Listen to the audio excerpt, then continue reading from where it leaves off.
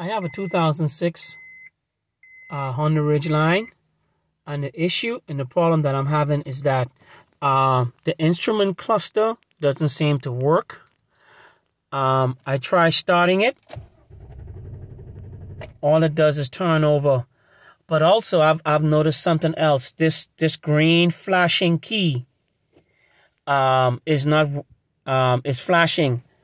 Plus I have my OBD scanner, and I can't seem to connect this to the engine or to the truck as well. When I try to connect this here, to read the codes, it keeps saying failure. I've never had this happen before. If anybody knows what this issue is, I'm quite sure this probably is a common problem with this truck.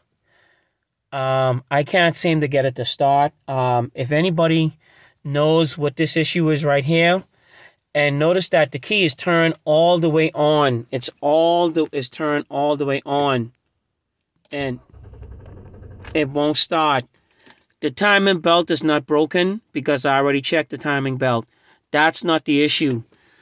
The issue is, it seems like it's some sort of computer problem. Also, the temperature gauge doesn't read. None of that stuff reads. The temperature gauge don't read.